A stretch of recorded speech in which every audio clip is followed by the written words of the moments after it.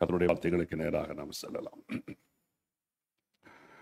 ஸ்தோத்திரம் ஆண்டவரே, தேவரீர் இந்த நல்ல காலை வேளையிலும் எங்களோடு பேசும்படியாக எங்கள் நடுவில் இருப்பதற்காக ஸ்தோத்திரம். பிரயோஜனமானவைகளை கர்த்தர் நீங்க போதிக்கிறீங்க. நாங்கள் நடக்க வேண்டிய வழிகளில் எங்களை நடத்துகிறீங்க அப்பா. எங்கள் மேல் உமது கண்களை வைத்து எங்களுக்கு ஆலோசனை தருவதற்காக ஸ்தோத்திரம். எங்களை தாழ்த்தி அர்ப்பணிக்கிறோம். மகிமைப்படுங்க அப்பா.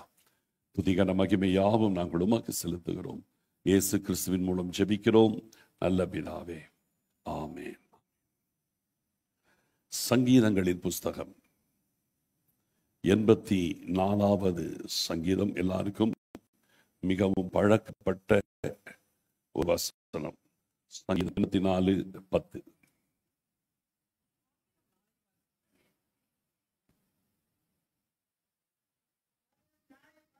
இல்ல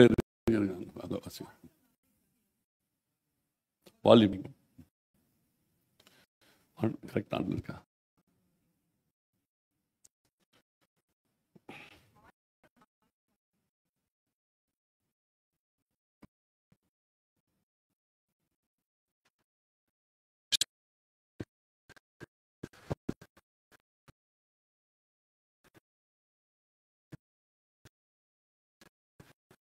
ஆயிரம் நாளை பார்க்கிலும் உமது பிரகாரங்களில் செல்லும் ஒரே நாள் நல்லது. ஆகாமிய கூடாரங்களில் வாசமாய் இருப்பதை பார்க்கிலும் என் தேவனுடைய ஆலயத்தின் வாசற்படியில் காத்திருப்பதையே தெரிந்து கொள்வேன். 1000 நாளை பார்க்கிலும் உம்முடைய பிரகாரங்களில் செல்லுகிற ஒரே நாள் நல்லது. ஆகாமிய கூடாரங்களில் வாசமாய் இருப்பதை பார்க்கிலும் என் தேவனுடைய ஆலயத்தின் வாசற்படியில் காத்திருப்பதையே தெரிந்து கொள்ளுவேன். இங்கே சங்கீதக்காரன் தன்னுடைய வாஞ்சைகளை அழகாக வெளிப்படுத்துகிறார். இந்த உலகத்திலே 1000 நாள் நான் சந்தோஷமாய் ஆகாமிய கூடாரங்களில் இருந்து, ஆகாமிய கூடாரம்னா என்டர்டெய்னிங் பிளேஸ்,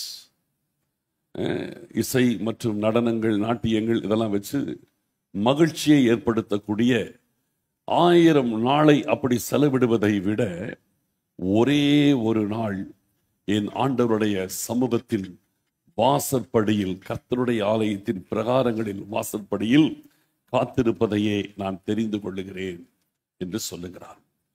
1000 நாளை பார்க்கிலும் பிரகாரங்களில் செல்லுகிற ஒரே நாள் நமக்கு நல்லது. அதான் நமக்கு பிளஸிங்.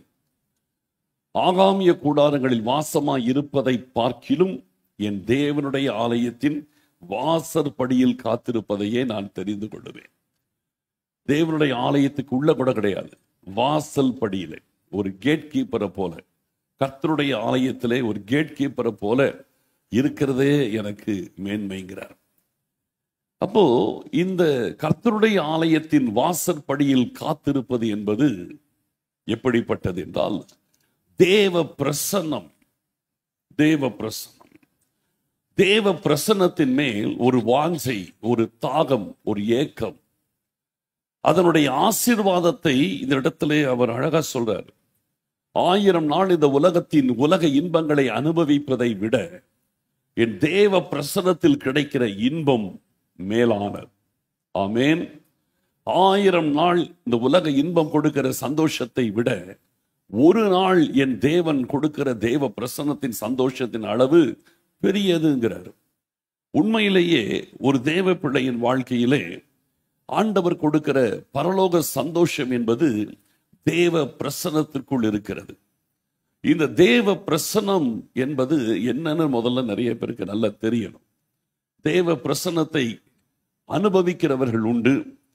தேவ பிரசன்னத்தை அனுபவிக்கிறவர்களுக்கு தான் அதை இழக்கும் பொழுது உள்ள வேதனை, டிஃபரன்ஸ் தெரியும்.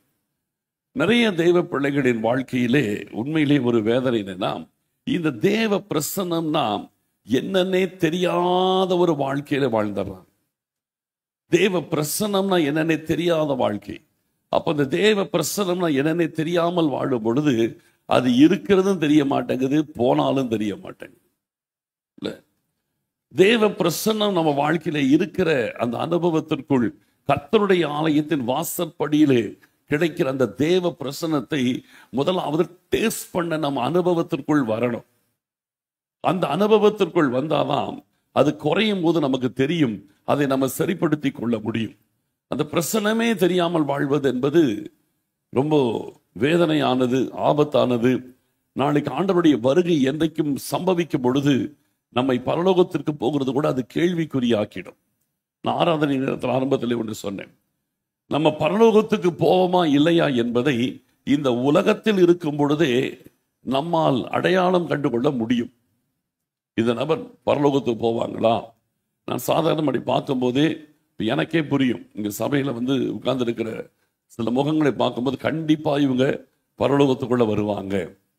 சிலரை பார்க்கும்போது நல்லாவே தெரியும், இதுக்கு தேர்றது ரொம்ப கஷ்டம், பரலோகத்துக்கு வர்றது கஷ்டம், இன்னைக்கு நிலைமையில பரலோகத்துக்கு வர்றது கஷ்டம், அது இன்னும் கொஞ்சம் ரெடி பண்ண வேண்டி இருக்குது. முகத்தை பார்த்தாலே தெரியும். அவங்க செய்தியை கேட்கும் பொழுது அவங்களுடைய முகத்தில் இருக்கிற ரியாக்ஷனை பார்த்தாலே தெரிஞ்சிடும். அவங்க கேட்கிற விதத்தை பார்க்கும் போதே அவங்க எந்த நிலையில் இருக்கிறார்கள் என்பதை தெரிந்து கொள்ள முடியும். ஏன், செய்தியை கேட்கும் போது மட்டும் இல்லை, சர்ச்சுக்குள்ள நுழையும் போது அவங்களுடைய நடையை வச்சே சொல்லிடலாம், இவர்கள் பரலோகத்துக்குரியவர்களா இருக்கிறாங்களா அல்லது அதற்கேற்ற நிலைமையில் இல்லையா என்பதை சர்ச்சில் அப்படி என்ட்ராய் உள்ள வரதை வச்சே சொல்லிடலாம். அவங்க அந்த நடையை வச்சே சொல்லிடலாம். அப்போ ஆண்டவர் நமக்கு பரலோகத்திற்குள் போவதற்கான அந்த வாஞ்சையை எங்க வைக்கிறான்னு கேட்டீங்கன்னா, அந்த தேவ பிரசனத்திற்குள் ஆண்டவர் வைக்கிறார்.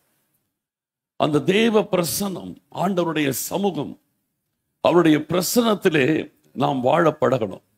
அதாவது நம்ம ரட்சிக்கப்படும் பொழுது நம்முடைய வாழ்க்கை என்ன நடக்கிறதுனா, அக்கிரமத்திலும் பாவத்திலும் மரித்தவர்களாக இருந்த நம்மை கர்த்தர் உயிர்ப்பிக்கிறார். எபேசியர் 2:1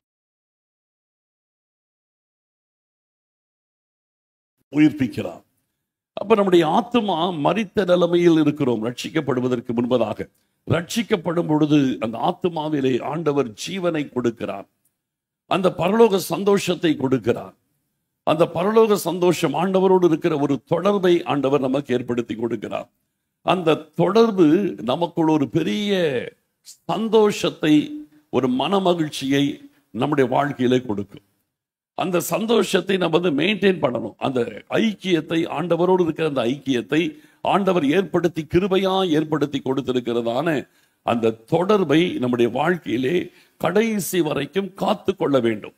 இடையிலே நாம் இழந்து விடக்கூடாது. பாவத்தினாலேயோ பல பிரச்சனைகளினாலேயோ ஏதோ ஒரு காரியத்தினாலே அந்த தேவ சமூகத்தை மட்டும் நம்ம இழந்துடக்கூடாது.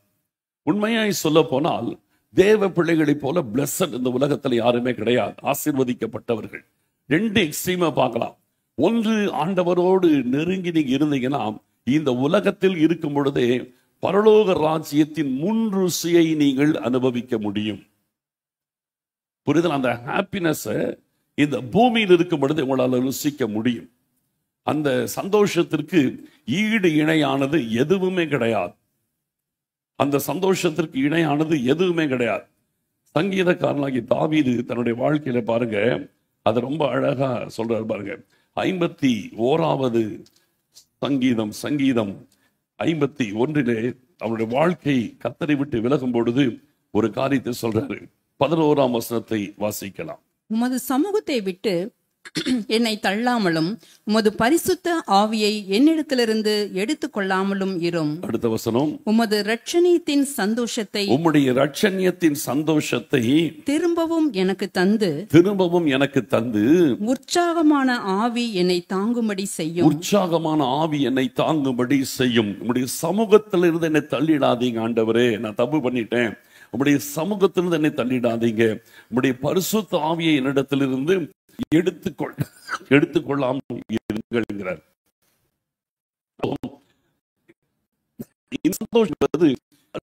நிறைவில் இருந்து கிடைக்கிற ஒரு சந்தோஷம். அதனாலதான் நம்முடைய பரிசுத்த ஆவியினிடத்திலிருந்து எடுத்துக்கொள்ளாதிரும் என்று சொல்லிவிட்டு அந்த சந்தோஷத்தை அழகா சொல்றாரு, உம்முடைய இரட்சணியத்தின் சந்தோஷம். இப்ப இவருடைய வாழ்க்கையிலே அந்த சந்தோஷம் அதுக்கு முன்னால அப்படியே பப்ளிங்கா இருந்தது, நிறைஞ்சிருந்துச்சு. இப்ப பாவத்தை நிமித்தம் அந்த சந்தோஷம் அவரை விட்டு விலகி போய்விட்டது. இப்ப கேட்கிறார், அந்த இரட்சணியத்தின் சந்தோஷத்தை திரும்பவும் எனக்கு தந்து உற்சாகமான ஆவி என்னை தாங்கும்படி செய்யும். அப்ப இந்த இரட்சணியத்தின் சந்தோஷம் போகும் பொழுது நமக்குள்ள இருக்கிற உற்சாகமும் போய் விடுகிறது. பாத்தீங்களா? அந்த இரட்சணியத்தின் சந்தோஷம் போகும்போது கூடவே இன்னொன்னு போகுது, உற்சாகமான ஆவியும் போயிடுது. அந்த ரட்சணியத்தின் சந்தோஷம் கொடுக்குள் இருக்கிறதை நான் பார்க்கும் போதே நான் சொல்றேன், கண்டுபிடிக்கலாம். எப்படி அவங்களுடைய முகத்துல அந்த உற்சாகம் இருக்கும், அந்த பிரைட்னஸ் இருக்கும், அந்த ஹாப்பினஸ் இருக்கும், அவங்களுக்குள்ள அந்த கர்த்தருக்குள்ளா இருக்கிறதான மனமகிழ்ச்சி அவங்களோட முகத்துல எப்படி தெரியும். ஆனால் அந்த உற்சாகத்தின் ஆவி எப்ப போகுதுன்னா, அந்த ரட்சணியத்தின் சந்தோஷம் உள்ள போகும்போது உற்சாகத்தின் ஆவி வெளிப்பிரகாரமாய் காணாமல் போயிடும். அவங்க உற்சாகமா இருக்க மாட்டாங்க, அப்படியே டல்லா இருப்பாங்க. முகத்துல சந்தோஷம் இருக்காது, முகத்துல ஒரு மகிழ்ச்சி அவங்க முகத்துல இருக்காது. ஒரு சலிப்பு, ஒரு வேதனை, ஒரு நெகட்டிவான தாட், எதிர்மறையான பேச்சு, எதிர்மறையான சிந்தனை, ஒரு பலவீனமான சிந்தனை, இதுதான் அவங்களுடைய வாழ்க்கையிலே காணப்படும். அந்த உற்சாகமே போயிடும். அப்ப எல்லாத்துக்குமே அடிப்படை ரீசன் என்ன கேட்டீங்கன்னா, தேவ சமூகம், அவருடைய பிரசன்னம். அதுதான் இங்க சொல்ற, அவருடைய ஆலயத்தின் வாசற்படியிலேயே அந்த தேவ பிரசனம் இருக்கிறது. அந்த தேவ பிரசனம் ஆலயத்திலே மகா பரிசுத்த ஸ்தலத்திலே கிளம்பி அது பரிசுத்த ஸ்தலத்திற்குள் வந்து பின்பு அது பிரகாரத்திற்குள் வந்து அது ஆலயத்தின் வாசற்படி வரைக்கும் அந்த தேவ பிரசனம் ஓடுது. அப்ப அந்த வாசற்படின்னு கேட்கிறது மினிமம் லெவல். அந்த மினிமம் லெவலே 1000 நாள் உலகம் கொடுக்கிற சந்தோஷத்தை விட மேலானதுங்கிற. அந்த தேவ பிரசன்னம் எங்க ஸ்டார்ட் ஆகுது? மகா பரிசுத்த ஸ்தலத்தில் ஆலயத்தில் தொடங்கும். கிருபாசனத்திலிருந்து அங்க தொடங்கும் மகா பரிசுத்த ஸ்தலத்திலே. அடுத்தது பரிசுத்த ஸ்தலத்துக்குள் வருகிறது. அடுத்தது ஜனங்கள் இருக்கிற பிரகாரத்துக்குள் வருகிறது. இப்ப ஆலயத்தின் வாசற்படியில இருந்தா கூட அங்கேயும் கூட அது அப்படி வருது இந்த பிரசனம். அப்ப நம்முடைய வாழ்க்கை இந்த வாசற்படி என்பது மினிமம் லெவல். புரியுதலா? வாசற்படின்றது ஹையஸ்ட் நினைக்காதீங்க. வாசற்படியில காத்திருப்பேங்கிறது மினிமம் லெவல். அந்த மினிமம் லெவல் இருந்து பிரகாரத்துக்குள்ள வரணும். அடுத்தது பரிசுத்த ஸ்தலத்துக்குள்ள வரணும். அடுத்தது மகா பரிசுத்த ஸ்தலத்துக்குள்ள போகணும். ஆண்டவர் நம்மை அத்தனை லெவல்ல கர்த்தர் கொண்டு போக நினைக்கிறார். இன்னைக்கு உங்களுடைய லைஃப்ல அந்த ரட்சணியத்தின் சந்தோஷத்தை நீங்கள் பேசிக் அனுபவிக்கணும். முதல்ல வாசல் படிக்கு வரணும். புரியுதா? முதல்ல அந்த வாசல் படி, இங்க சங்கீதத்துல 84:10 படிச்சது போல அவருடைய ஆலயத்தின் வாசல் படிக்கு முதல்ல நம்ம வரணும். அப்புறம் பிரகாரத்துக்கு வரணும். அப்புறம் பரிசுத்த ஸ்தலத்துக்கு வரணும். அப்புறம் மகா பரிசுத்த ஸ்தலத்துல போய் நம்ம நிக்கணும். அதுதான் பரலோக ராஜ்யத்துக்குள் பிரவேசிக்கிற அனுபவம். மகா பரிசுத்த ஸ்தலத்துல போய் நிற்கிறது, ஆண்டவருக்கு முன்னால போய் நிற்கிறது. இன்றைக்கு அந்த தேவ பிரசன்னத்தை நீங்கள் வாஞ்சிங்க. நான் சொல்றேன், இந்த ஸ்டாண்டர்ட்ஸ், இந்த ஸ்பிரிச்சுவல் ஸ்டாண்டர்டுக்கு வரணும். சும்மா நம்ம வந்து நானும் ஒரு கிறிஸ்தவன், நானும் சர்ச்சுக்கு போறேன், நானும் வரேன் அப்படி சொல்லிட்டு உலக பிரகாரமாய் வாழ்ந்து கொண்டு நீங்கள் உங்களை கிறிஸ்தவர்கள் என்று நீங்கள் டிக்ளேர் பண்ணக்கூடாது. புரியுதா? உலக பிரகாரமாய் வாழ்ந்து கொண்டு உங்களை நீங்கள் ஒரு கிறிஸ்டியன், ஒரு தேவ பிள்ளைன்னு டிக்ளேர் பண்ணக்கூடாது. ஒரு தேவ பிள்ளைக்கும் உலகத்து மனுஷனுக்கு வித்தியாசம் இருக்கிறது. தேவ பிள்ளை என்றால் தேவ பிரசன்னம் நம்முடைய வாழ்க்கையில் இருக்க வேண்டும். தேவ ஆவியானவருடைய நடத்துதல் நம்ம வாழ்க்கையில் இருக்கணும். ஆண்டவர் நம்மை நடத்துகிறவராய் இருக்க வேண்டும். ஆண்டவருடைய சமூகம் நமக்கு முன் செல்ல வேண்டும். அந்த ரட்சணியத்தின் சந்தோஷம் நமக்குள்ள இருக்க வேண்டும். ஆண்டவருடைய ஆலோசனைகள் உங்களுக்கு வெளிப்பட வேண்டும். ஆண்டவர் உங்களை நடத்துகிறதை நீங்கள் பார்க்க வேண்டும். ஆண்டவர் உங்களுக்கு சில காரியத்தை செய்ய சொல்லுகிறதை நீங்கள் உணர வேண்டும். சில விஷயத்தை ஆண்டவர் தடுக்கிறதை நீங்கள் உணர வேண்டும். ரெண்டையுமே நீங்கள் உணரக்கூடியதார்கள். சில விஷயத்தை செய்ய சொல்லுவாரு, சில விஷயத்தை செய்யக்கூடாதும்பார். எல்லாத்தையும் கர்த்தர் செய்வார். அது எல்லா விஷயத்திலுமே வரும். பாவ சம்மதமா மட்டும் நான் சொல்ல, எல்லாத்திலுமே சொல்றேன். இப்ப பவுலுடைய வாழ்க்கையில பாருங்க, அப்படின்னு சொல்லிட்டே போறேன். அப்போஸ்தலர் 13ஆம் அதிகாரத்துல அந்தியோக்கிய பட்டணத்தில் இருக்கிறார். அந்த பட்டணத்திலே சபையில், அந்தியோக்கிய சபையிலே போதகராகவும் தீர்க்கதரிசியாக இருக்கிறார். இனி புறப்பட்டு ஊழியம் செய்ய வெளியே போங்கிறார். போ, இனி நீ சபையிலே தீர்க்கதரிசியாய் போதகராக இருந்தது போதும், இனி நீ பல சபைகளை ஸ்தாபிக்க புறப்படு, அப்போஸ்தலனா போங்கிறார். 16ஆம் அதிகாரத்துல போகும்போது ஆசியாவிலே சுவிசேஷத்தை சொல்ல நினைக்கும் பொழுது தடைப்படினார், போகாதேங்கிறார். அங்க போக சொன்னதும் பரிசுத்த ஆவியானவர் தான், இங்க போக கூடாதுன்னு சொல்றவரும் பரிசுத்த ஆவியானவர் தான். ரெண்டுமே ஊழியம் தான். ஊழியத்துல ஒரு இடத்துல போங்கிறாரு, ஒரு இடத்துல போக கூடாதுங்கிறார். ஒரு இடத்துல செய்யணுவாரு, ஒரு இடத்துல செய்யக்கூடாதுன்னு. நம்ம லைஃப்ல ஆண்டவர் ரெண்டு சைடு நம்ம கைட் பண்ணிட்டே இருப்பாரு. இது எல்லாமே நீங்கள் தேவ பிரசன்னத்துக்குள்ளிருந்து அனுபவிக்கிற ஆசீர்வாதங்கள். தேவ பிரசன்னம் என்பது உள்ளான மகிழ்ச்சி. அது நம்முடைய முகத்திலேயே வெளிப்படும். உலகத்துல சொல்றாங்கல்ல, அகத்தின் அழகு முகத்தில் தெரியுங்கிறாங்கல்ல, அதுதான். அந்த தேவ சமூகம்ன்றது உள்ளத்துக்குள்ளே நிறைஞ்சிருக்கிறது. அது உங்க முகத்துல வெளிப்படும். முகத்துல ஒரு சந்தோஷம் இருக்கும், உங்க முகத்துல ஒரு மனமகிழ்ச்சி இருக்கும். அந்த சந்தோஷம் தான் நீங்கள் தேவ சமூகத்திற்குள் இருக்கிறீர்கள் என்பதற்கு அடையாளமாய் இருக்கும். நம்பர் 1. அடுத்தது வந்து தேவ சமூகம் உங்க கூட இருக்குதுன்னா வெறும் சந்தோஷத்தை மட்டும் அப்படி கொடுத்துட்டு போறது கிடையாது, உங்களை நடத்துகிறதா இருக்கும். அந்த தேவ சமூகம் உங்களை நடத்தும். சில காரியத்தை செய்யன்னு சொல்லும், சில காரியத்தை செய்யக்கூடாதுன்னு சொல்லும். நம்மை நடத்தும். அனுதினமும் சத்திய ஆவியாகி அவர் வரும்பொழுது நம்மை சகல சத்தியத்திற்குள்ளும் வழி நடத்துகிறார் இல்லையா? யோவான் 16:13 அதான் சொல்லுது. சத்திய ஆவியாகி அவர் வரும்பொழுது உங்களை சகல சத்தியத்தில் நடத்துவார். அவர் சுயமாய் பேசாமல் தாம் கேள்விப்பட்டவைகள் யாவையும் சொல்லி வரப்போகிற காரியங்களை நமக்கு அறிவிக்கிறார். ரோமர் 8:14 பார்த்தீங்கன்னா, எவர்கள் தேவனுடைய ஆவியினால் நடத்தப்படுகிறார்களோ அவர்கள் தேவனுடைய புத்திரராய் இருக்கிறார்கள். ஆவியானவர் நடத்துகிறதை பார்க்க முடியும். தேவ பிரசன்னம் நம்மை நடத்தும். ஒவ்வொரு காரியத்திலும் ஆண்டவர் நம்மை நடத்துகிறதை நம்மளால பார்க்க முடியும். அப்ப இந்த நாட்களிலே ஆவியானுடைய பிரசன்னத்தை நம்ம வாழ்க்கையில நம்ம இழக்கிறோம் அப்படின்னா தேவ நடத்துதலை நம்ம இழக்கிறோம். ஆண்டவருடைய பிரசன்னத்தை மட்டுமல்ல, அந்த சந்தோஷத்தை மட்டுமல்ல, தேவ நடத்துதலை நம்ம இழக்கிறோம்.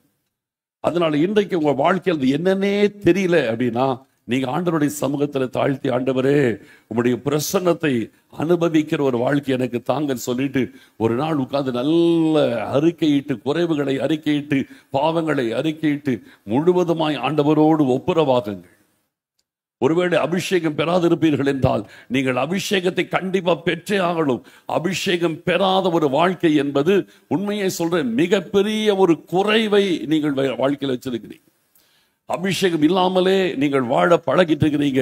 பரிசுத்த ஆவியின் நிறைவு இல்லாமலே நீங்கள் இருக்கிறீர்கள் என்றால் நீங்க லைஃப்ல பெரிய காரியத்தை மிஸ் பண்ணிட்டு இருக்கிறீங்க. புரியுதா? பெரிய காரியத்தை மிஸ் பண்றீங்க, ரொம்ப பெரிய காரியத்தை மிஸ் பண்றீங்க. ஆவியானவர் இல்லாமல் நம்முடைய வாழ்க்கையில் நம்ம நடக்க முடியாது. ஆவியானவர் இல்லாமல் தேவ சித்தத்தில் நடக்க முடியாது. அவர் இல்லாமல் பரிசுத்த தேவ சமூகத்திலே பிதாவின் சித்தத்தின்படி நம்ம வாழ முடியாது. பரிசுத்த ஆவியானவர் நமக்குள்ள வரும்பொழுதுதான் நம்ம பலன் அடைகிறோம். அப்போஸ்தலர் 1:8 அதான் சொல்லுது. பரிசுத்த ஆவியினிடத்தில் வரும் பொழுது நீங்கள் பலன் அடைந்து எருசலேமிலும் யூதேயா முழுவதிலும் சமாரியாவிலும் பூமியின் கடைசி பரியந்தம் எனக்கு சாட்சி. எந்த இடத்திலும் நம்மை சாட்சியாய் வைக்கிறார். அப்ப இது பரிசுத்த ஆவியானுடைய நிறைவு, அவருடைய பிரசன்னம், அவருடைய சமூகம் நம்முடைய வாழ்க்கையில் இருக்கணும். இன்னைக்கு ஒரு லோயர் லெவலில் வாழ பழகாதீங்க, ஹையர் லெவலுக்கு வாங்க. லோயர் லெவல்லையே வாழ்ந்து பழகிடக்கூடாது. அபிஷேகம் இல்லாமலே வாழ்ந்து பழகிடக்கூடாது. தேவ பிரசனம் இல்லாமலே வாழ்ந்து பழகிடக்கூடாது. தேவ நடத்துதல் இல்லாமலே வாழ பழகிடக்கூடாது. மேல வாங்க, மேல வாங்க. ஒரே லெவல்ல வாழாதீங்க, அதுல பழகிடாதீங்க. பழகிட்டீங்கன்னா அதுக்கு பிறகு உங்களால் அடுத்த லெவலுக்கு வர முடியாது. ஒரு காரியம் உங்களுக்கு மேல இருக்குதுன்னு தெரிஞ்சா அதை ரீச் பண்ணணும்ன்ற ஒரு தாட் உங்களுக்கு இருக்கணும். ஆமென். இருக்கணும். ஒரு விசேஷமான ஒரு காரியம் இருக்குதுன்னு தெரிஞ்சா அதை அடையணும்ன்ற ஒரு வாஞ்சை இருக்கணும். சரி, அது யாருக்கோ, நமக்கு இது போதும், அது வரக்கூடாது. புரியுதா? அது அவங்களுக்கு, சார் நமக்கெல்லாம் இருக்கு, நமக்கு இதுவே நமக்கு போதும், இந்த போதுன்ற எண்ணம் ஆவிக்குரிய வாழ்க்கையில வரக்கூடாது.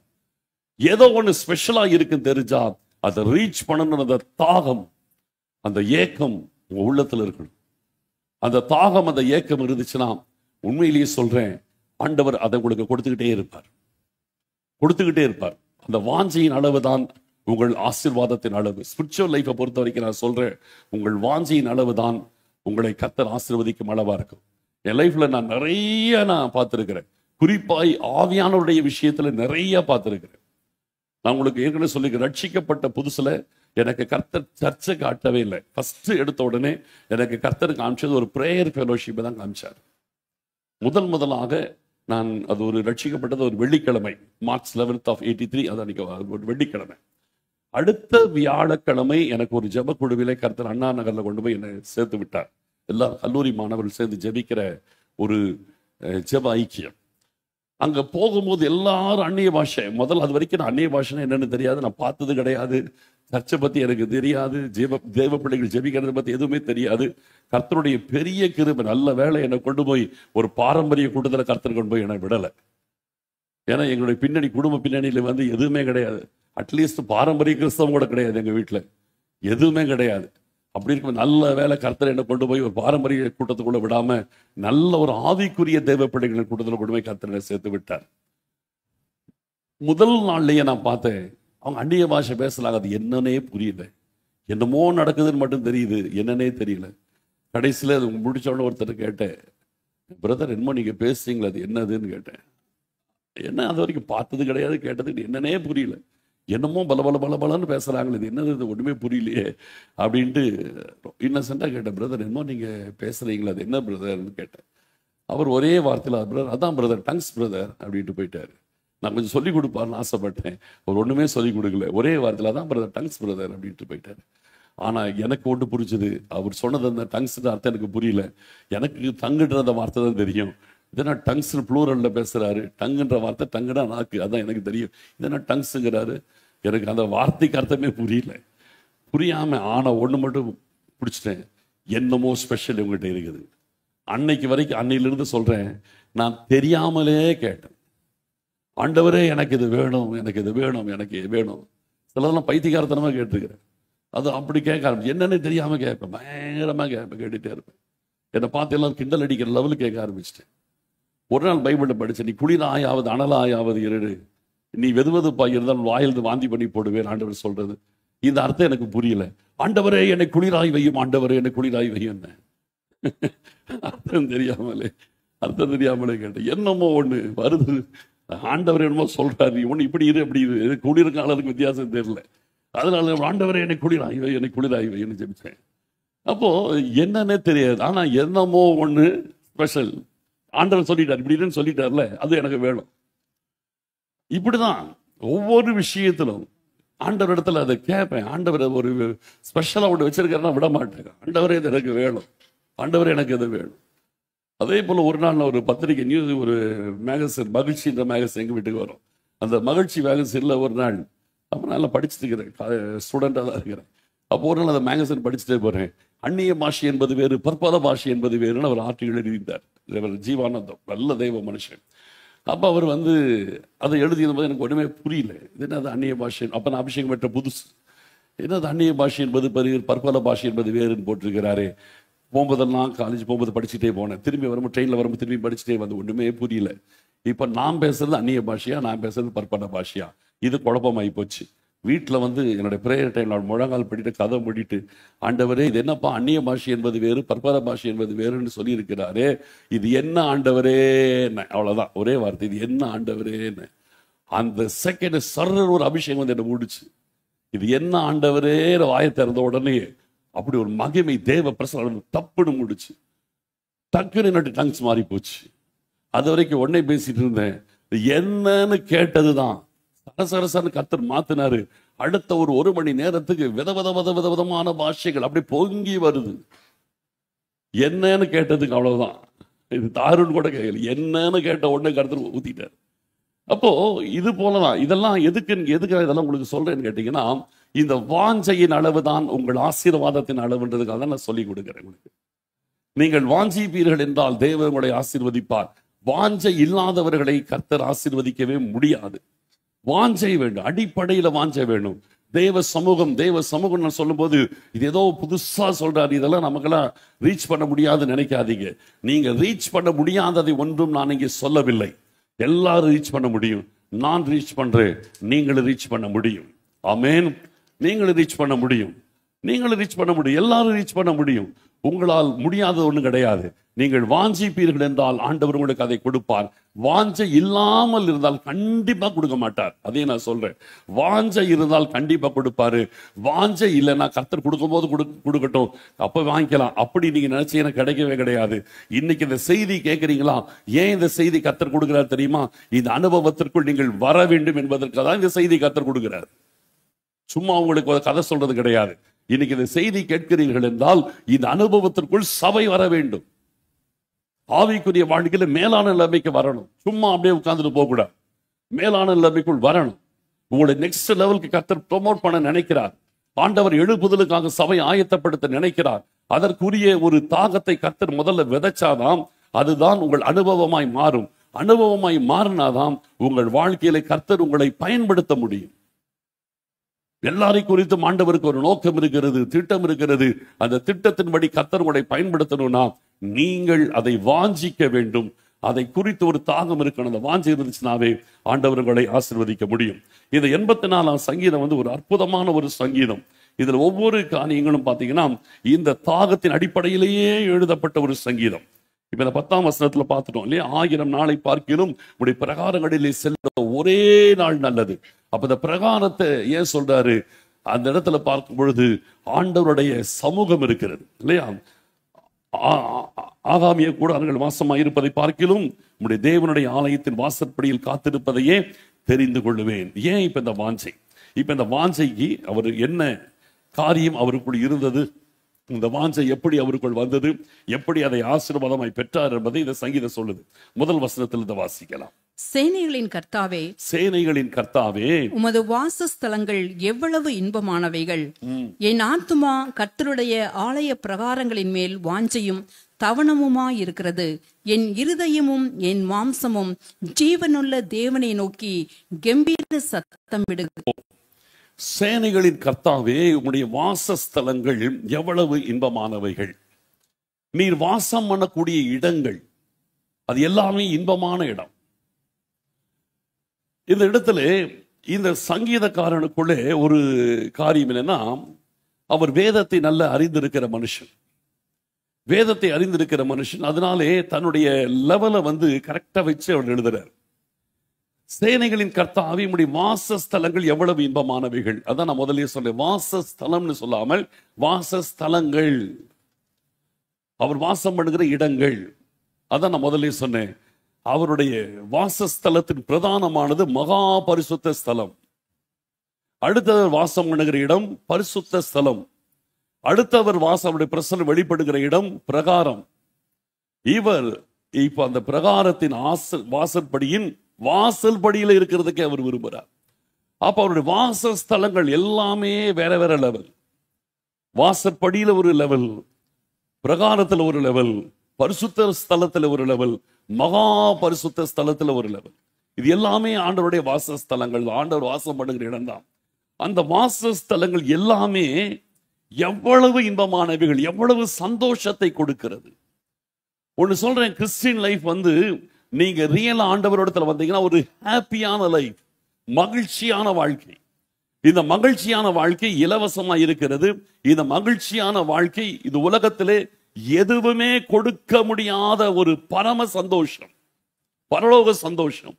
உலகத்தில் எதுலையுமே அடைய முடியாத ஒரு சந்தோஷம், எதுவும் கொடுக்க முடியாத ஒரு சந்தோஷம். அப்ப இப்படிப்பட்ட ஒரு சந்தோஷத்தை கர்த்தர் இலவசமாய் தம்முடைய பிரசனத்திற்குள் கொடுக்கிறார். அந்த பிரசனத்துக்குள்ள வந்துட்டீங்கன்னா, அதை அனுபவிக்க ஆரம்பிச்சிட்டீங்கன்னா அதை இழக்க முடியாது. ஒருவேளை அது குறைஞ்சாலே உடனே உங்களுக்கு அது இண்டிகேஷன் கிடைக்கும். உன் வாழ்க்கையில் இருக்கிற அந்த சந்தோஷம் குறையுது, அது இண்டிகேஷன் கிடைக்கும். உடனே நம்ம அதை கரெக்ட் பண்றதுக்கு நம்ம தீவிரிப்போம். நீங்க அந்த பிரசனத்துக்குள்ள வந்தாதான் அது குறையிறதுன்றது என்னது தெரியும். பிரசனத்துக்குள்ளேயே வரலைன்னா அது குறையிறதே தெரியாது, அது என்னன்னே தெரியாது. அப்ப அந்த வாசஸ்தலங்களுக்குள்ள நம்ம வரணும். இன்னைக்கு அட்லீஸ்ட் அந்த வாசல் படிக்காத வரணும். ஒருத்தர் எங்கேயுமே அதுக்கு வாசல் படி விட்டு தூரம் எங்கேயோ இருக்கிறீங்கன்னா முதல்ல வாசல் படிக்காத வாங்க. ஃபர்ஸ்ட் திங், உங்களுடைய ஆலயத்தில் வாசல் படியிலே காத்திருப்பதை தெரிந்து கொள்வேன். அட்லீஸ்ட் வாசல் படிக்காத வரணும் ஃபர்ஸ்ட். அதோடு திருப்தி ஆகக்கூடாது, பிரகாரத்துக்குள்ள வரணும். அதோடு திருப்தி ஆகக்கூடாது, பரிசுத்த ஸ்தலத்துக்குள்ள வரணும். அதனோடு திருப்தி ஆகக்கூடாது, மகா பரிசுத்த ஸ்தலத்தில் போய் நிற்கும். ஜெப வாழ்க்கையில நிறைய அனுபவங்கள் இருக்கிறது, நிறைய அனுபவங்கள் இருக்கு. புரியுதா? நான் கண்ட அனுபவங்கள் நிறைய இருக்குது. என்னுடைய லைஃப்ல நான் நிறைய வித்தியாசமான அனுபவங்களை நான் வாழ்க்கையில பார்த்திருக்கிறேன். நிறைய அனுபவங்கள் இருக்கு. ஆண்டவர் அடுத்த நிறைய காரியங்களை நமக்கு வைக்கிறார். சிலதெல்லாம் அனுபவம் சொல்லி புரிய வைக்க முடியாது, அது அனுபவத்துல வரும்போது தான் தெரியும். சொல்லி புரிய வைக்கிறது கஷ்டம். அதெல்லாம் ஆண்டவருடைய பிரசன்னத்துக்குள் நுழைவதற்குரிய காரியங்கள் நிறைய இருக்குது. அதை நீங்க ஒரு லெவலுக்குள்ள வந்துட்டீங்கன்னா அடுத்து நீங்க வாஞ்சிப்பீங்க, அடுத்த லெவலுக்குள்ள ஆண்டவரையும் இழுத்துட்டு போவார். அதுக்கு மேல நீங்க வாஞ்சிப்பீங்கன்னா அடுத்த லெவலுக்குள்ள இழுத்துட்டு போவார். அடுத்த லெவல் நீங்க வாஞ்சிப்பீங்கன்னா அடுத்த லெவலுக்கு ஆண்டவர் இழுத்துட்டு போயிட்டே இருப்பார். உங்கள் வாஞ்சை தான் உங்கள் வளர்ச்சியின் அளவு. இப்ப இந்த இடத்துல சொல்றாரு, சேனைகளின் கர்த்தாவே, உம்முடைய வாசஸ்தலங்கள் எவ்வளவு இன்பமானவைகள் சொல்லிட்டு சொல்றாரு, என் ஆத்துமா கர்த்தருடைய ஆலய பிரகாரங்களின் மேல் வாஞ்சையும் தவணுமா இருக்கிறது. ஏன்னா இவர் ஆசாரியன் கிடையாது, அதனால பரிசுத்த ஸ்தலத்துக்குள்ளே போக முடியாது. அதனால இவருடைய வாஞ்சை பரிசுத்த ஸ்தலத்துக்குள்ள போக முடியாது. அதனாலே பிரகாரங்களின் மேல நான் வாஞ்சையா இருக்கிறேன். ஃபர்ஸ்ட் திங் பார்க்கணும், இவருடைய லெவல் சொல்றாரு. இவருடைய லெவல் பரிசுத்த ஸ்தலத்துக்குள்ள போகணும்னா ஆசாரியனா இருக்கணும். ஆனால் இவருடைய லெவல் ராஜாவா இருக்கலாம், வேற யாரா வேணா இருக்கலாம், ஆனால் பிரகாரம் வரைக்கும் தான் வர முடியும். அதனாலதான் சொல்றேன், ஆத்துமா ஆலய பிரகாரங்கள் மேல் வாஞ்சையும் தவணுமாய் இருக்கிறது. என் இருதயமும் என் மகிழ்ச்சியும் என் மாம்சமும் ஜீவனுள்ள தேவனை நோக்கி கம்பீர சத்தம் இடுகிறது. இன்றைக்கு இந்த வசனம் நம்முடைய லைஃப்ல இதல்ல, இதிலும் மேலானவைகளை கர்த்தர் நமக்கு வச்சிருக்கிறார். வாசிங்க, வெளிப்படுத்தின விசேஷம் 1 அதிகாரம் 5வது வசனத்தை வாசிக்கலாம். உண்மையுள்ள சாட்சியம், மரித்தோரில் இருந்து முதற் பிறந்தவரும் பூமியின் ராஜாக்களுக்கு அதிபதியுமாகிய இயேசு கிறிஸ்துவினாலும் உங்களுக்கு கிருபையும் சமாதானமும் உண்டாவதாக. அடுத்த வசனம், நம்மிடத்தில் அன்பு கூர்ந்து தமது இரத்தத்தினாலே நம்முடைய பாவங்களற நம்மை கழுவி தம்முடைய பிதாவாகிய தேவனுக்கு முன்பாக நம்மை ராஜாக்களும் ஆசாரியர்களும் ஆக்கின அவருக்கு மகிமையும் வல்லமையும் என்றென்றைக்கும் உண்டாயிருப்பதாக. ஆமென், ஆமென்.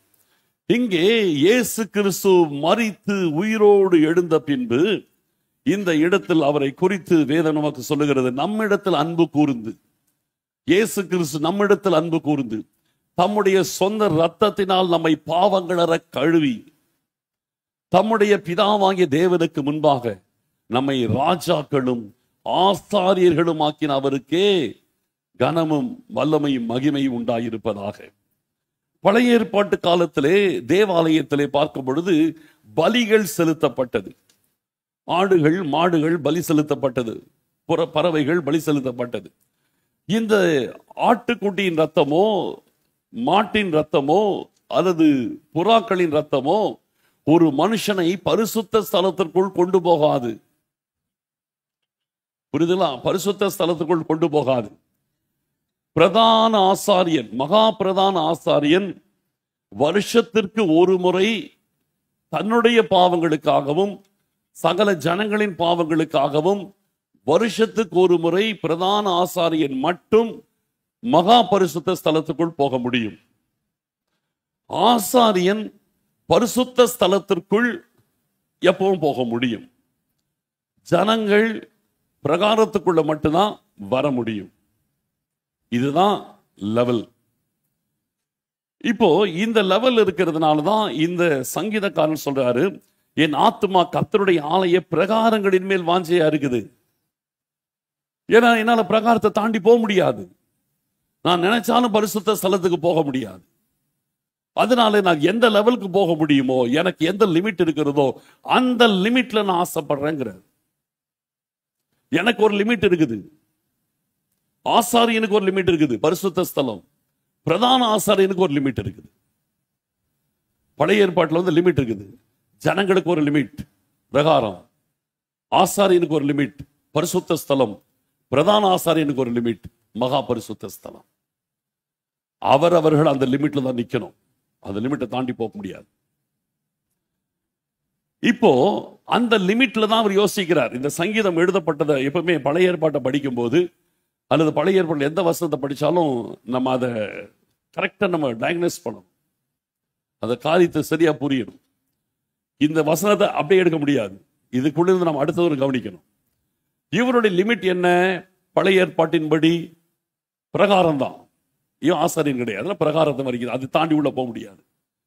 ஆனால் இன்றைக்கு நம்முடைய லிமிட் என்னன்னு கேட்டீங்கன்னா, நம்ம இடத்தில் அன்பு கூர்ந்து தம்முடைய ரத்தத்தினாலே.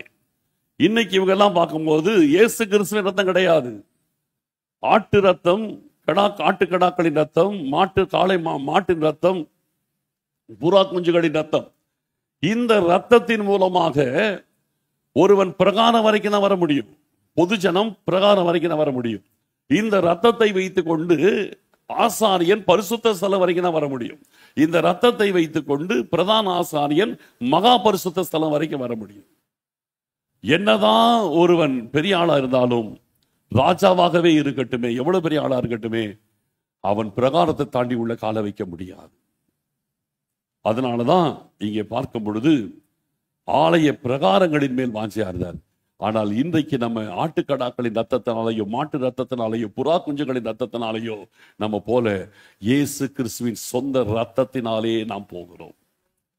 அப்போ அதை தான் இங்க சொல்றார், நம்மிடத்தில் அன்பு கூர்ந்து தம்முடைய ரத்தத்தினாலே நம்முடைய பாவங்களற நம்மை கழுவி தம்முடைய பிதாவாகிய தேவனுக்கு முன்பாக நம்மை ராஜாக்களும் ஆசாரியர்களும் ஆக்கினார். அப்ப நம்முடைய காரியம் டைரக்டா பரிசுத்த ஸ்தலத்தில் போய் நிற்க முடியும். புரியுதா? பழைய ஏற்பாட்டில் இருக்கிறதான பொதுவான ஜனங்கள் பிரகாரத்தை தாண்டி உள்ள கால வைக்க கூடாது, முடியாது. ஆனால் நமக்கு ஆட்டுக்கடாக்களின் ரத்தமோ, மாட்டு ரத்தமோ, புறாக்களின் ரத்தமோ கிடையாது. இயேசு கிறிஸ்து தம்முடைய சொந்த ரத்தத்தினாலே நம்முடைய பாவங்களற நம்மை கழுவினதினாலே தம்முடைய பிதாவாகிய தேவனுக்கு முன்பாய் நம்மை ராஜாக்கள் ஆசாரியர்கள் என்ற ஒரு ஸ்தானத்தில் கொண்டு போய் நிற்க வச்சதுனாலே டைரக்ட் ஆசாரியனாகிய நாம் பரிசுத்த ஸ்தலத்தில் போய் நிற்க முடியும். நேரடியாய் ஒரு ப்ரமோஷன். அப்ப இன்றைக்கு நீங்கள் ஆலய பிரகாரங்களில் வெளியில நிற்க கூடாது, வாசற்படியில் நிற்க கூடாது. அது லீஸ்டுக்கே வரலன்றதுக்கு தான் இப்ப நான் பேசிக்கா சொல்றேன். அந்த எல்லைக்கே வரல, அந்த வாசல் படிக்கட்டையே வர முடியாது. கூட அட்லீஸ்ட் முதல்ல வாசல் படிக்க வாங்க, டைரக்டாக வராது. ஃபர்ஸ்ட் அங்க வாங்க, அப்புறம் பிரகாரத்துக்குள்ள வாங்க, அப்புறம் பரிசுத்த ஸ்தலத்துக்குள்ள வாங்கன்னு நான் கூப்பிடுறேன். வர முடியும். ஏன்னா நம்மளை ராஜாக்களை ஆசாரியர்களை மாத்திட்டாரு. ஆகினாலே நம்முடைய ஸ்டாண்டர்ட் பழைய ஏற்பாட்டு ஸ்டாண்டர்ட் ஆலய பிரகாரம், புதிய ஏற்பாட்டு ஸ்டாண்டர்ட் பரிசுத்த ஸ்தலத்தில் போய் நிற்க முடியும். ஆண்டவருடைய பிரசனத்தில் நேரடியாய் போய் நிற்க முடியும். ஏன்னா நம்ம ஆட்டுக்கடாக்களின் ரத்தத்தில் அல்ல, இயேசு கிறிஸ்துவின் சொந்த ரத்தத்தினாலே நாம் கழுவப்பட்டபடினாலே, நாம் பிதாவாகிய தேவனுக்கு முன்பாய் ஆசாரியராய் பிதா இயேசு கிறிஸ்துவினால் காண்பிக்கப்பட்டதினாலே நாம் நிச்சயமாய் பரிசுத்த ஸ்தலம் தான் நம்முடைய பேசிக் ஸ்டாண்டர்ட். ஆமென். பரிசுத்த ஸ்தலத்துல வரணும். வாசலே நிக்காதீங்க, உள்ள வாங்க, பிரகாரத்துல வாங்க, அப்புறம் பரிசுத்த ஸ்தலத்துக்குள்ள வாங்க. இப்போ இந்த 2வது வசனத்தினுடைய லெவலை விட நம்ம லெவல் மேற. இந்த 2வது வசனம் இங்கே சங்கீதக்காரன் பிரகாரத்தை பத்தி பேசுறாரு. நான் பிரகாரத்தை பத்தி பேசல, பரிசுத்த ஸ்தலத்தை பத்தி நம்ம பேசணும். ஏன்னா நம்முடைய ஸ்டாண்டர்ட் வேற. இப்போ அடுத்தது பார்த்தீங்கன்னா நம்முடைய ஸ்டாண்டர்ட் நமக்கு என்னன்னு தெரியணும். ஃபர்ஸ்ட் நமக்கு அந்த வாஞ்சை இருக்குது இல்லையா? வாசஸ்தலங்கள் எவ்வளவு இன்பமானவைகள்ன்றதை முதல்ல அதை புரிஞ்சுக்கணும். கர்த்தருடைய வாசஸ்தலம்ன்றது அவ்வளவு சந்தோஷம். ஆண்டவர் வாசம் பண்ணுகிற இடம்ன்றது அவ்வளவு சந்தோஷம். அவர் எனக்குள்ளே வாசம் பண்ணுகிறார் என்றால் அது அவ்வளவு பெரிய சந்தோஷமான ஒரு அனுபவம். இன்னைக்கு நம்ம தான் அவருடைய வாசஸ்தலம். அன்றைக்கு ஆலய பிரகாரங்கள் வாசஸ்தலமா இருந்துச்சு, இன்னைக்கு நானே அவருடைய வாசஸ்தலம். இது எவ்வளவு இன்பமா இருக்கும். 2வது பார்க்கும் பொழுது இந்த பிரகாரத்தில் அல்ல, இன்றைக்கு என்னை பரிசுத்த ஸ்தலத்திற்கு நான் இயேசு கிறிஸ்துவின் ரத்தத்தினாலே தகுதியாக்கப்பட்டிருக்கிறேன். நம்பர் 2. நம்பர் 3, மூணாவது வசனத்தை வாசிக்கலாம். என் ராஜாவும் என் தேவனுமாகிய சேனைகளின் கர்த்தாவே, உம்முடைய பீடங்கள் அண்டையில் அடைக்கலான் குருவிக்கு வீடும் தகைவிலான் குருவிக்கு தன் குஞ்சுகளை வைக்கும் கூடும் கிடைத்ததே. இப்ப இந்த இடத்துல அவருடைய ஏக்கம் பாருங்க எப்படி வருது. என் ராஜாவும் என் தேவனுமாகிய சேனைகளின் கர்த்தாவே, உம்முடைய பீடங்கள் அண்டையில் அடைக்கலான் குருவிக்கு வீடும் தகைவலான் குருவிக்கு தன் குஞ்சுகளை வைக்கும் கூடும் கிடைத்ததே. இந்த சங்கீதக்காரன் அங்க பார்க்கிறாரு. அங்கே அவருடைய பீடங்கள் அண்டையில் பார்க்க, ராஜாவும் தேவனுமாகிய சேனைகளின் கர்த்தாவே, உம்முடைய பீடங்கள் அண்டையில் அடைக்கலான் குருவிக்கு வீடு. அடைக்கலான் குருவி வீடு கட்டி இருக்கிறது. தகைவலான் குருவி தன் குஞ்சுகளை வைக்கும், அது கூடு கட்டி இருக்கிறது. ஒரு நாள் இந்த தகவலான் குருவி பற்றி எனக்கு ஒரு சின்ன ஒரு இது பார்த்தேன், கிளிப்பிங் பார்த்தேன். அது ஒவ்வொரு முறையும் முட்டையிடும் பொழுது ஃப்ரெஷ்ஷாக ஒரு கூடு கட்டுமா. தன் குஞ்சுகளுக்காக ஃப்ரெஷ்ஷாக ஒரு கூடு கட்டி அந்த குஞ்சுகளை வளர்க்கும். அந்த குஞ்சுகள் வளர்ந்த பிறகு அந்த கூட்டு எடுத்துடும். அடுத்த முறை அது முட்டையிட்டு அடுத்த முறை குஞ்சுகள் பொரிக்கும் போது மறுபடியும் ஒரு ஃப்ரெஷ்ஷாக அதுக்கு ஒரு வீடு கட்டுமா. குஞ்சுகளுக்கு தனியாக ஒரு வீடு கட்டுமா அது வாழ்றதுக்கு.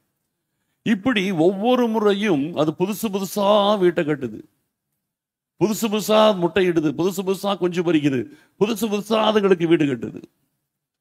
அப்ப இந்த அடைக்கலான் குருவி, இந்த தகைவலான் குருவிகளும் என்ன செய்கிறது, எங்கே போய் கூடு கட்டுகிறது என்றால் ஆண்டவருடைய பலிபீடத்தின் அடியிலே, பலி பீடங்கள் அடியில போய் கட்டிடுச்சு. அங்க போய் கட்டுது.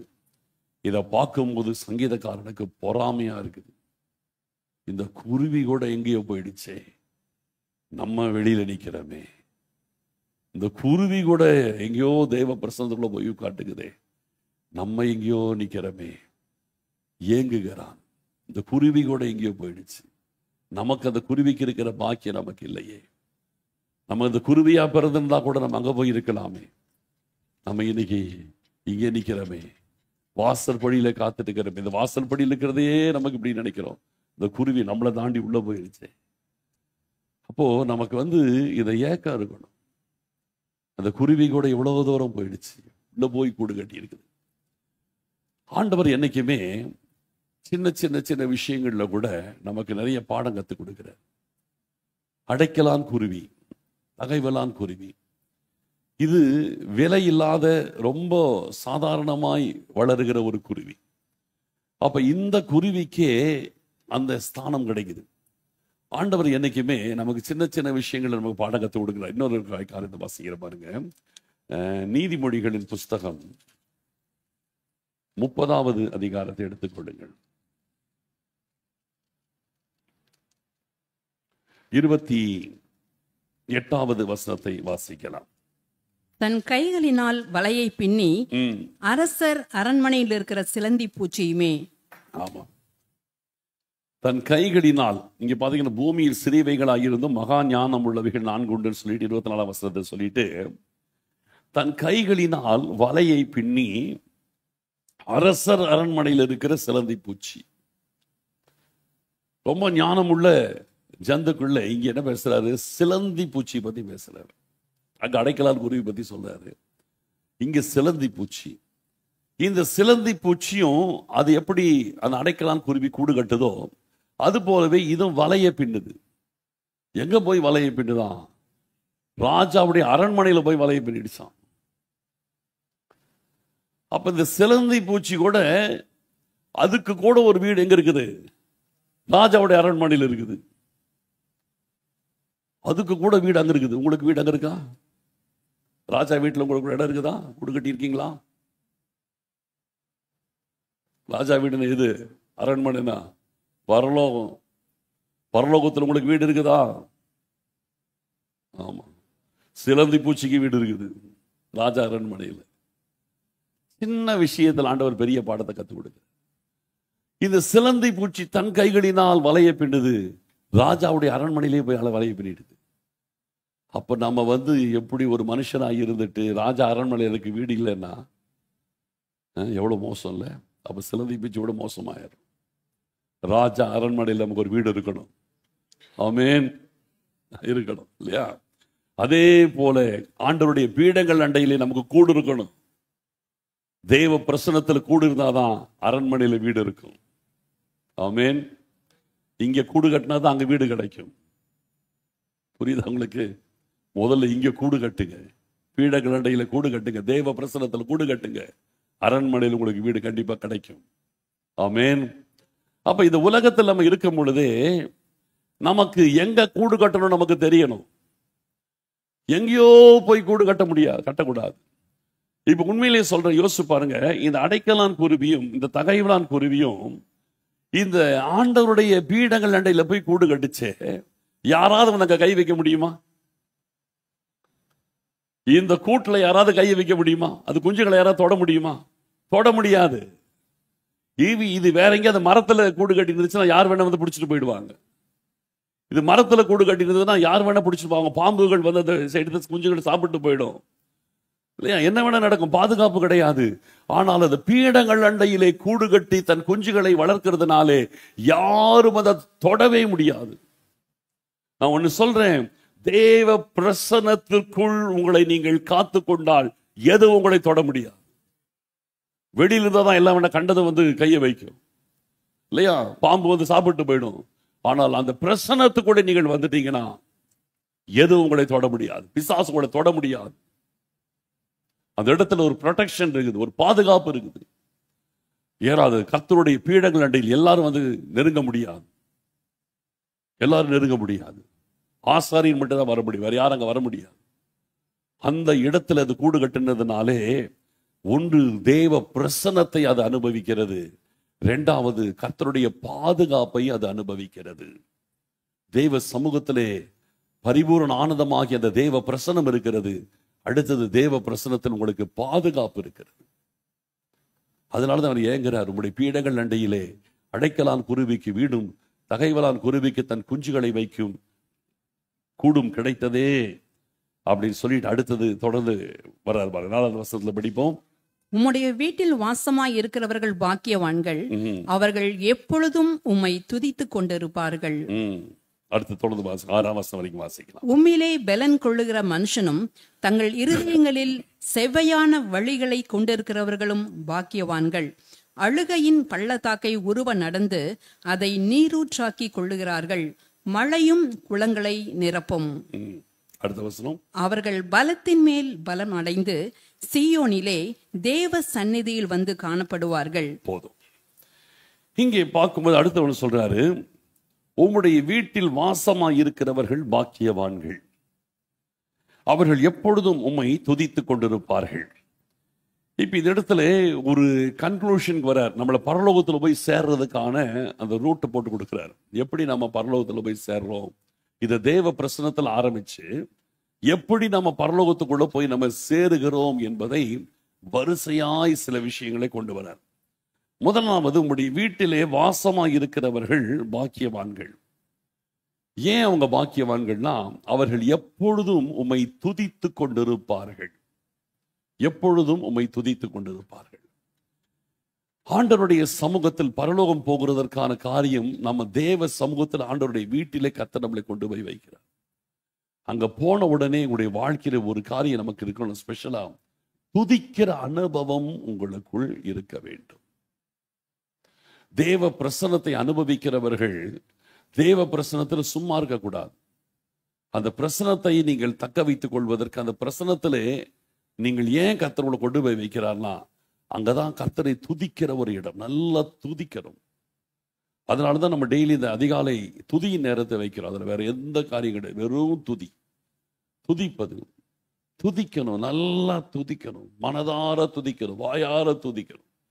நீங்கள் துதிக்க துதிக்க துதிக்க ஆண்டவருடைய பலன் உங்கள் மேல் இறங்குகிறது. துதிப்பதின் மூலமாக தேவ பலன் வருது. பாருங்க, அடுத்து சொல்றாரு, உம்முடைய வீட்டில் வாசமாய் இருக்கிறவர்கள் பாக்கியவான்கள், அவர்கள் எப்பொழுதும் உம்மை துதித்துக் கொண்டிருப்பார்கள். உம்மிலே பலன் கொள்ளுகிற மனுஷனும் தங்கள் இருதயங்கள் செவ்வையான வழிகளை கொண்டிருக்கிறவர்களும் பாக்கியவான்கள். நீங்க அடுத்தது, நீங்க பரலோகத்துக்குள் நுழைவதற்கு நம்முடைய வாழ்க்கையிலே முதலாவது தேவ பிரசன்னத்துக்குள்ள வரும். அடுத்தது பீடைகள் அண்டையிலே நம்ம வரோம். இப்போ அவருடைய வீட்டில் இருந்து நல்ல துதிக்க துதிக்க துதிக்க துதிக்க நீங்கள் பலன் அடைகிறீர்கள். உங்க வாழ்க்கையில் நீங்க துதிக்கிறதுல மட்டும் நீங்க நல்ல ஸ்பெஷலிஸ்ட் ஆயிட்டீங்கன்னா, நீங்கள் ஒரு பலவானான ஆவிக்குரிய தேவ பிள்ளையா இருப்பீங்க. ஆவிக்குரிய வாழ்க்கையில் நீங்க பலவீனரா இருக்க மாட்டீங்க. புரியுதா? பலவீனரா இருக்க மாட்டீங்க, பலம் உள்ளவங்களா இருப்பீங்க. துதியிலே தான் தேவன் பலன் கொடுக்கிறார். துதிப்பதிலே தேவ பலம், அந்த அபிஷேகம் நமக்குள் பலனை கொடுக்கிறது. துதிப்பதின் மூலமா என்ன வருது? தேவ பிரசன்னம். இஸ்ரவேலின் துதிகளுக்குள் வாசமாய் இருக்கிற தேவரீரை பரிசுத்தர். அப்ப அந்த துதியின் மூலமாய் அபிஷேகம் வருகிறது, பரிசுத்த ஆவியானவருக்குள் பலன் இருக்கிறது. இதெல்லாம் அடுத்தடுத்து வர்றது. நல்லா துதிக்க பழங்க. அதனாலதான் தினமும் அதிகாலையிலே துதிக்கிற ஒரு அனுபவத்தை 1 hour துதிக்கிற பழக்கத்துல நீங்க வந்துட்டீங்கன்னா நீங்கள் பலவான்கள். நீங்கள் பலவான்கள். ஆண்டவர் உங்களுக்குள் இருந்த தன்னுடைய பலத்தை விளங்க பண்ணுகிறதை நீங்கள் பார்க்க முடியும். நீங்கள் பலவீனராக இருக்க மாட்டீங்க. அப்புறம் உங்களுக்குள் இருக்கிற பலன் வெளிப்படுகிறதை நீங்கள் பார்ப்பீர்கள். கர்த்தர் உங்களை பயன்படுத்துகிறத பார்ப்பீங்க. நீங்கள் ஒரு சாதாரண நிலைமையில இருக்கணும்னா சாதாரணமா இருக்கலாம். ஆண்டவர் உங்களை பயன்படுத்தணும்னா நீங்கள் துதிக்கிற தேவ பிள்ளையா மாறினீங்கன்னா உங்கள் மேல் இருக்கிற அபிஷேகம் அதிகரித்திருக்கும். அந்த அபிஷேகம் தான் உங்களை கர்த்தருடைய நாமத்தின் மகிமைக்காக சத்துருவுக்கு எதிராக உங்களை கர்த்தர் பயன்படுத்துவதற்கு ஏதுவாயிருக்கும்.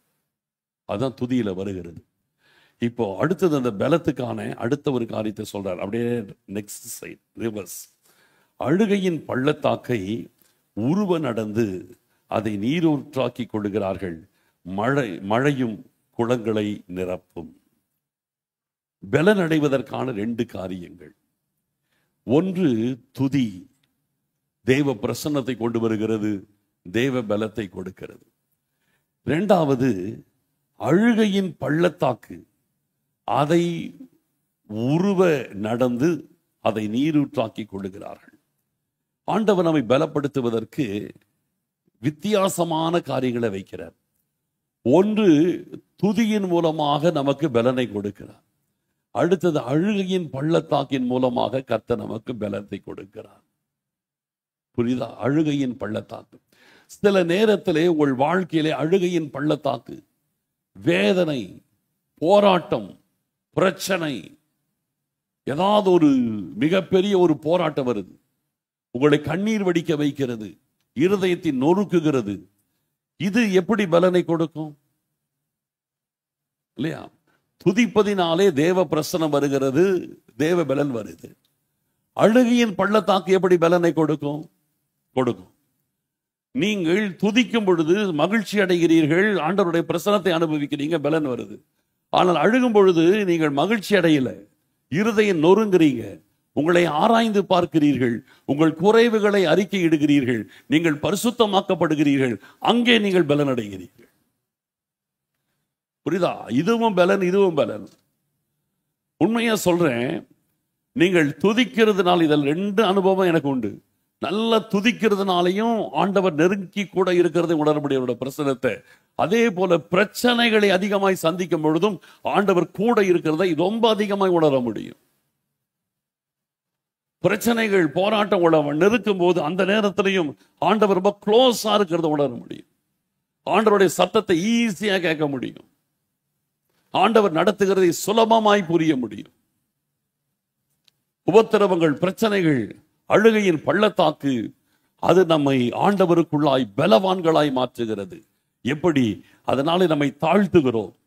அந்த அழுகையின் பள்ளத்தாக்கில் போகும்போது நம்மளை தாழ்த்துறோம், நம்மளை சிறுமைப்படுத்துறோம், வேதனைப்படுகிறோம், கண்ணீர் விடுகிறோம். அதனால நம்மை ஆராய்ந்து பார்க்கிறோம், பாவரிக்கை பண்றோம். இதெல்லாம் செய்ய செய்ய செய்ய நாம் பரிசுத்தமாக்கப்படுகிறோம். அந்த பரிசுத்தமே உங்களுக்கு பலனாய் மாறுகிறது. அந்த பரிசுத்தம் உங்கள் வாழ்க்கையிலே பலமாய் மாறிவிடுகிறது. அதனாலதான் அழுகையின் பள்ளத்தாக்கை உருவ நடந்து அதை நீரூற்றாக்கி கொள்கிறார்கள். மழையும் குளங்களை நிரப்பும். அவர்கள் தான் பலத்தின் மேல் பலனடைந்து சீயோனிலே தேவ சந்நிதியிலே பரலோகத்திலே வந்து காணப்படுவார்கள். பரலோகத்துக்கு போய் நிக்க வைக்குது. அப்போ கர்த்தருடைய ஆலயத்தின் வாசற்படியில் ஆரம்பிச்சு பரலோகத்துல போய் நிக்க வச்சிருச்சு. அப்ப எங்க தொடங்குறோம்? கர்த்தருடைய ஆலயத்தின் வாசற்படியில நம்ம லைஃபை ஸ்டார்ட் பண்றோம். அதன் பிறகு பிரகாரத்துக்குள்ள வரும். பிரகாரத்துக்குள்ள பழைய ஏற்பாடுல இருந்தவங்கள பிரகாரத்துக்குள்ள வராங்க. ஆண்டவர் நம்மளை பரிசுத்த ஸ்தலத்துக்குள்ள இயேசு கிறிஸ்து கூட்டிட்டு போறாரு. பரிசுத்த ஸ்தலத்துக்குள்ள வரும்போது அங்கதான் துதி வருகிறது. பரிசுத்த ஸ்தலத்திலே தான் ஆசாரியர்கள் தூபம் காட்டுகிறார்கள். அங்கேதான் துதி எழும்பி வருகிறது. பரிசுத்த ஸ்தலத்துல தான் தூபம் காட்டப்படுகிறது. அங்கேதான் துதி, அங்கேதான் தெய்வ பிரசன்னம்.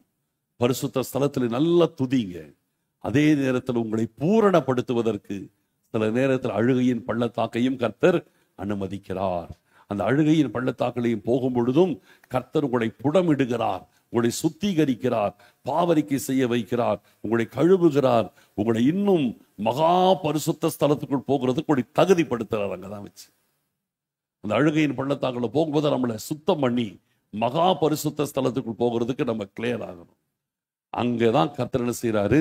அவர்கள் பலத்தின் மேல் பலன் அடைந்து சியோனிலே தேவ சந்நிதியில போய் காணப்படுகிறார்கள். பரலோகத்துக்கு போய் நிற்கிறாங்க. அப்போ பிரகாரத்தின் வாசல் ஆரம்பிச்சு பரலோகம் போற வரைக்கும் ஆண்டவர் நமக்கு வச்சிருக்கிற பாதைகள் இதுதான். அப்ப இந்த பாதையிலே டெய்லி நீங்க பிரயாணம் முன்னோக்கி போய்கொண்டே இருக்க வேண்டும். ஒரே நிலையில் இருக்காதீங்க. முன்னேறுங்கள், முன்னேறுங்கள், முன்னேறுங்கள். பரிசுத்த ஸ்தலத்திலே வாழ பழகுங்க. ஒரு நாள் இயேசு கிறிஸ்துவின் வருகையிலே மகா பரிசுத்த ஸ்தலத்தில் போய் நின்னுடலாம். ஆமென். கர்த்தரை நோக்கி பார்க்கலாம். ஸ்தோத்திரம் ஆண்டவரே. Glory to Jesus. ஹல்லேலூயா. உமக்கு நன்றி, உமக்கு நன்றி ஆண்டவரே. ஸ்தோத்தரிக்கிறோம். Thank you Jesus. தேவ பிள்ளையே, தேவ பிரசன்னா என்னென்ன முதல்ல உங்களுக்கு தெரியணும். தேவ பிரசன்னா என்னென்ன தெரியாத ஒரு வாழ்க்கை வாழக்கூடாது. அது பரலோக நிச்சயமே இல்லாத ஒரு வாழ்க்கையா இருக்கும். தேவ பிரசன்னா என்னென்ன தெரியாம உலக பிரகாரமா வாழாதீங்க. உலக பிரகாரமாய் வாழ்றதுக்கு சபைக்கு வரணும்னு அவசியமே கிடையாது. அது வீட்டில் இருந்துட்டே உலக பிரகாரமா வாழ்ந்துட்டு போகலாம். சபைக்கு வந்துட்டா வாழ்க்கையில மாற்றம் வரணும். இங்க வந்துட்டும் அதன் பிறகு உலக பிரகாரமா வாழ்ந்துட்டு இருந்தா சபைக்கு வர்றதுல ஒரு அர்த்தமும் கிடையாது. கர்த்தரை தேடுறேன்னு சொல்றதுல அர்த்தமே கிடையாது. இன்னைக்கு கர்த்தருடைய ஆலய பிரகாரங்களுக்கு நீங்க வாங்க. கர்த்தருடைய ஆலய பிரகாரம், ஆண்டவருடைய வாசல் படியில் அட்லீஸ்ட் முதல்ல வாசல் படிக்க வாங்க. 1000 நாளை பார்க்கிலும் பிரகாரங்களில் செல்லுகிற ஒரே நாள் நல்லது. ஆகாமிய கூடாரங்களில் வாசமாய் இருப்பதை பார்க்கிலும் என் தேவனுடைய ஆலயத்தின் வாசல் படியில் காத்திருப்பதையே நான் தெரிந்து கொள்ளுவேன். ஃபர்ஸ்ட் வாசல் படிக்க வரணும். இன்னைக்கு தேவ பிரசன்னமே என்னன்னு தெரியாம நீங்க இருக்கிறீங்க. ஆண்டவரே, அட்லீஸ்ட் நான் வாசல் படி அளவுக்காவது என்னை கொண்டு வாங்க அப்பா. உங்களுடைய பிரசன்னா என்னன்னு எனக்கு புரிய வைங்க. கேளுங்க ஆண்டவர் இடத்துல, கேளுங்க ஆண்டவர். எல்லாருமே கேளுங்க ஆண்டவரே. உங்களுக்கு ஒருவேளை அது என்னன்னே தெரியாம ஏதோ வாழ்க்கை, காலையில் எழுந்திருக்கிறேன், தூங்குறேன், எழுந்திருக்கிறேன், பல் வளர்க்குறேன், சாப்பிட்றேன், குளிக்கிறேன், வேலையை பார்க்குறேன், திருப்பி போய் படுத்து தூங்குறேன், எழுந்திருக்கிறேன், இந்த வாழ்க்கை வாழ்ந்துட்டு இருந்தீங்கன்னா நீங்க மாற்றம் அடையணும். இதெல்லாத்தையும் தாண்டி ஆண்டவருடைய சமூகத்திற்கு வர பழகுங்க. வாழ்க்கை என்பது அது கிடையாது. சும்மா தூங்குறேன், எழுந்திருக்கிறேன், பல்ல விளக்குறேன், குளிக்கிறேன், சாப்பிட்றேன், வேலைக்கு போறேன், வரேன், படுத்து தூங்குறேன், இது கிடையாதுங்க வாழ்க்கை. இதுக்கு எதுக்கு இயேசு கிறிஸ்து? இயேசு கிறிஸ்து வெளியில போயிடலாம். இதுக்கு எதுக்கு சபைக்கு வந்துட்டு இதெல்லாம் சபைக்கு வந்துட்டு இந்த வாழ்க்கை வாழ்றதுக்கு எதுக்கு சபைக்கு வரணும்? வீட்டில் இருந்துட்டு இந்த வாழ்க்கை வாழ்ந்துட்டு போலாமே. கர்த்தரை தேடுகிறோம் என்றால் தேவ பிரசன்னா என்னன்னு தெரியணும். ஆண்டவரை தேடுகிறோம் என்றால், தேவ பிள்ளை என்றால் தேவ பிரசன்னா என்னன்னு தெரியணும் நமக்கு. முதல்ல ஆலய பிரகாரத்தின் வாசல் படிக்காத வரணும். ஆண்டவரே, எனக்கு இந்த வாஞ்சையை கொடுங்க. உம்முடைய சமூகத்தை நான் அனுபவிக்கிற அனுபவத்தை எனக்கு தாங்க. உம்முடைய சமூகத்தின் இன்பத்தை நான் அனுபவிக்கணும்.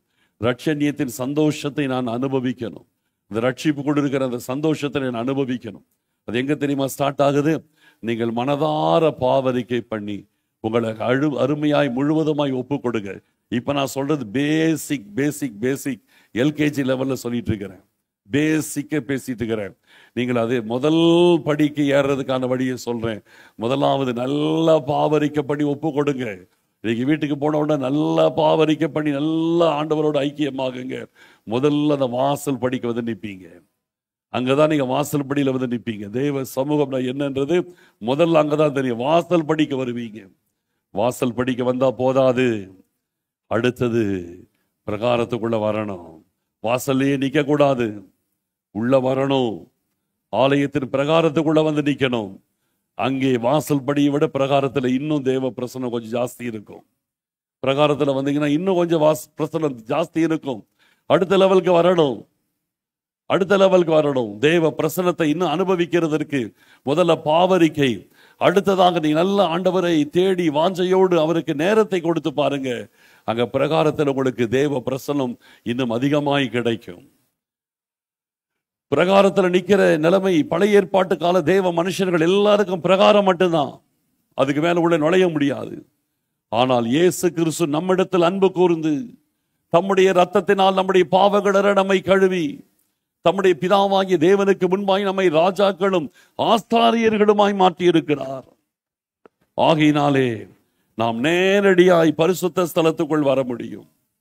இயேசு கிறிஸ்துவின் ரத்தத்தின் மூலமாக பரிசுத்த ஸ்தலத்துக்குள் வருகிறோம்.